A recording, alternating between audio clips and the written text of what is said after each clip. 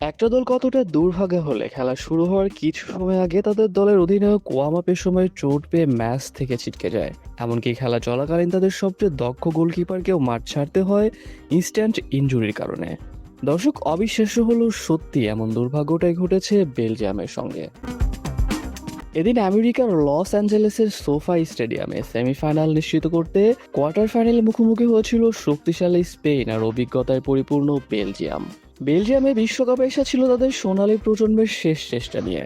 Kevin De ব্রুনয়, Thibaut Karatoya, রোমেরু Lukaku, এই নামগুলো এক দশক ধরে ফুটবল বিশ্বকে মুগ্ধ করে এসেছে।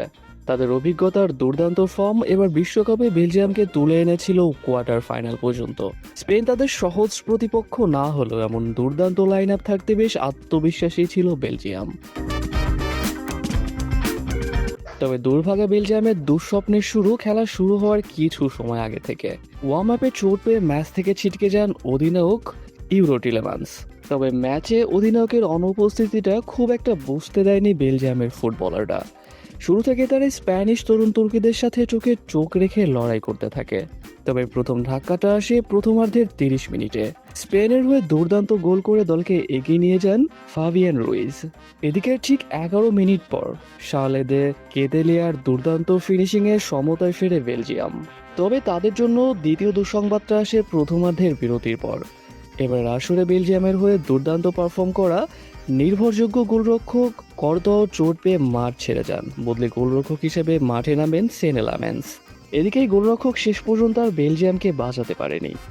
88 মিনিটে মাত্র 2 মিনিট আগে বদলি হিসেবে মাঠে নাম মিকেল ম্যানোরি বেলজিয়ামের বদলি গোলরক্ষকের হাত থেকে ফসকে যাওয়া বল ফিরতি শটে জালে জড়িয়ে দুর্দান্ত এক গোল করে বেলজিয়ামের সেমিফাইনালের স্বপ্ন ধূলিসাৎ করে দেন।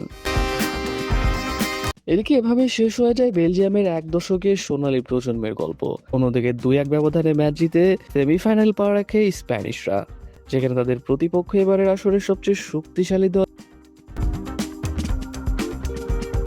লুইস দে লা ফুয়েন্তের দল এখন স্বপ্ন দেখছে 16 বছর পর আবার বিশ্বকাপ জয়ের। কিন্তু ফ্রান্সের বিপক্ষে লড়াইটা যে সহজ হবে না তা সবাই জানে।